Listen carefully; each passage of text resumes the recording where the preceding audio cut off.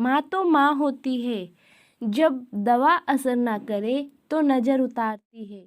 माँ है जनाब, वो कहाँ हार मानती है। विमल बहुत परेशान था। उसे समझ में नहीं आ रहा था कि वो इस परिस्थिति से कैसे निपटे। वो अपनी माँ को बहुत चाहता था, किंतु उसकी पत्नी और बच्चे उसकी माँ से बहुत दूर भागते थे, क्योंकि उसकी माँ की एक आंख नहीं थी। साथ ही उसकी कमर भी 90 अंश पे झुकी थी। वैसे वह अपना काम सब खुद कर लेती है, किंतु फिर भी वो उसकी पत्नी और बच्चों के लिए हमेशा खटकती है। दादी, आप ऊपर के कमरे में जाओ, मेरे दोस्त आ रहे हैं, विमल के बेटे अखिल ने बड़ी बेरुखी से कहा। पर बेटा, मैं तो यहाँ बहुत दूर बैठी हूँ, विमल की माँ ने बहुत प्यार से कहा। नहीं, आप उनके सामने मत रहो, वो मुझे चिढ़ाते हैं, अखिल ने जोर से डांटते हुए कहा।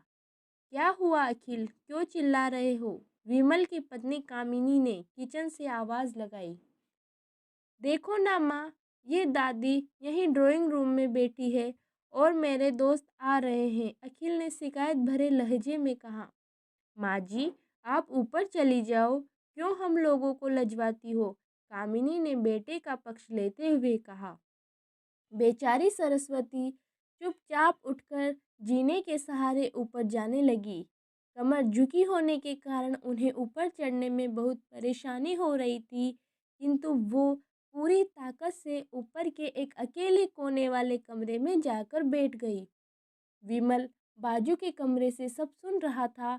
उसे कष्ट हो रहा था कि उसकी माँ को अपमानित होना पड़ रहा है, किंतु वह असहाय था।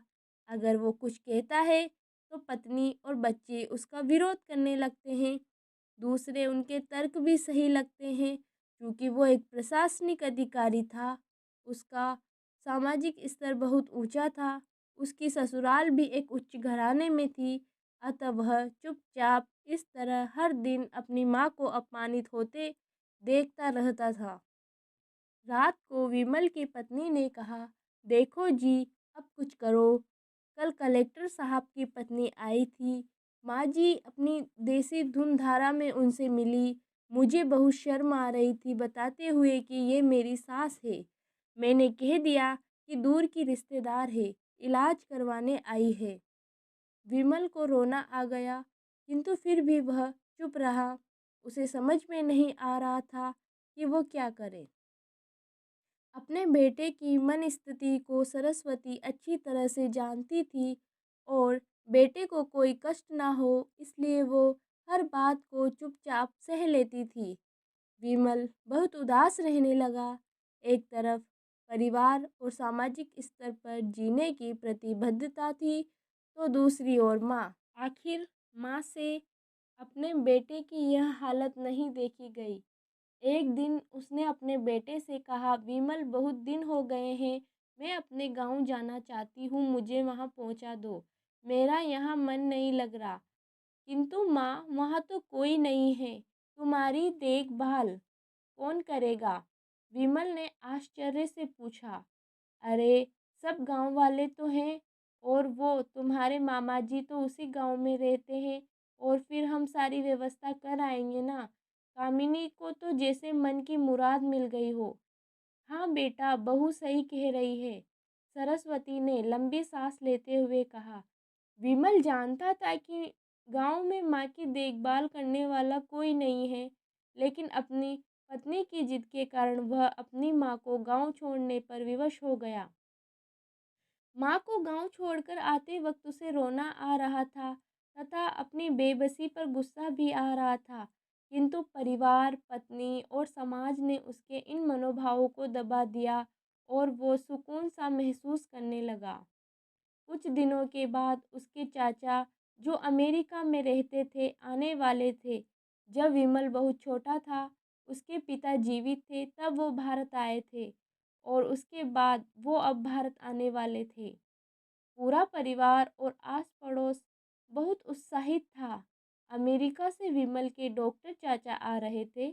डॉक्टर रमेश ने जैसे ही घर में कदम रखा, सबने मिलकर बहुत उत्साह से उनका स्वागत किया। क्यों विमल, भाभी नहीं दिख रही, कहाँ है? डॉक्टर रमेश ने उत्सुकतापूर्वक पूछा। जी, वो गांव में रहती है, यहाँ उनका मन नहीं लगा, कामिनी ने सपाट लहजे में उत्तर दिया। डॉक्टर रमेश ने विमल की ओर देखा तो विमल ने अपनी आंखें झुका ली। डॉक्टर रमेश सब समझ गए और बोले, कल हम भाभी से मिलने गांव चलेंगे सब लोग। दूसरे दिन सभी लोग गांव के घर में पहुंचे। देखा कि सरस्वती को बहुत तेज बुखार है और वो पलंग पर असहाय पड़ी है। डॉक्टर रमेश दौड़कर सरस्वती के पास गए, उनके पैर छूकर रोने लगे। सरस्वती की यह हालत उनकी कल्पना से परे थी। वाह बेटा विमल, तूने तो नाम उजागर कर दिया। अपनी माँ की यह हालत देखकर तुझे तो शर्म भी नहीं आ रही होगी। डॉक्टर रमेश ने विमल को लगभग डांटते हुए कहा। नहीं देवर जी, विमल का कोई दोष नहीं है, मैं खुद गांव आई थी। सरस्वती ने अपने बेटे का बचाव किया। मुझे सब पता चल गया भाभी, आप चुप रहो। क्यों बहू, तुम्हें अपनी सास की कुरूपता पसंद नहीं आई? समाज में तुम्हें नीचा देखना पड़ता है ना। डॉक्टर रमेश ने कामिनी की ओर व्यंग से देखा। कामिनी निरुत्तर होकर विमल को देखने लगी। आज तुम जिस सामाजिक स्तर पर हो वो इन्हीं के संघर्षों की देन है। और बेटा विमल, तुम्हें शायद मालूम न हो कि बचपन में जब तुम 1 साल के थे तब छत से नीचे गिरने के कारण तुम्हारी एक आंख फूट गई थी और तुम्हारी रीढ़ की हड्डी में भी समस्या थी। तब तुम्हारी इस कुरूप माँ ने अपनी एक आंख और अपना बोन मेरो तुम्हें देकर इतना सुंदर स्वरूप दिया था। कामिनी बेटा, इतने सालों तक संघर्ष करके बेटे को प्रशासनिक अधिकारी बनाने वाली इस संघर्षशील औरत की तुम लोगों ने यह दशा कर दी। तुम्हें ईश्वर कभी माफ़ नहीं करेगा। डॉक्टर रमेश की आंखों से अश्रु जलधारा बह रही थी। अब भाभी, आप मेरे साथ अमेरिका जाएंगी, यहाँ इन स्वार्थी लोगों के बीच नहीं रहेंगी। डॉक्टर रमेश ने सरस्वती से कहा। विमल का तो काटो तो खून नहीं था। डॉक्टर रमेश जो उसके चाचा थे, उन्होंने जो राज बताया उसके बाद तो विमल को यही लग रहा था कि उससे ज़्यादा पापी इंसान इस दुनिया में कोई और है ही नहीं। वह दौड़ता गया और माँ सरस्वती के कदमों से लिपट गया। माँ, मेरा अपराध असम्य है। मैं जानबूझकर चुप्पी साधे रहा, आपका अपमान करवाता रहा। अब सिर्फ आप ही उस घर में मेरे साथ रहेंगी और कोई नहीं। विमल ने आग्नेय दृष्टि से अपनी पत्नी और बच्चों को देखा। कामिनी को भी बहुत पश्चाताप हो रहा था, किंतु उसकी हिम्मत नहीं हो रही थी कि वो सरस्वती से आंख मिलाए।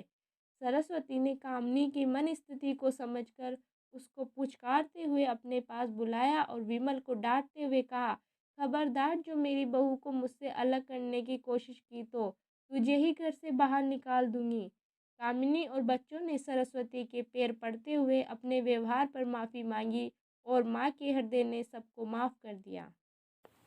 अगर आपको कहानी अच्छी लगी हो तो प्लीज़ लाइक करें, शेयर करें और चैनल को सब्सक्राइब करें।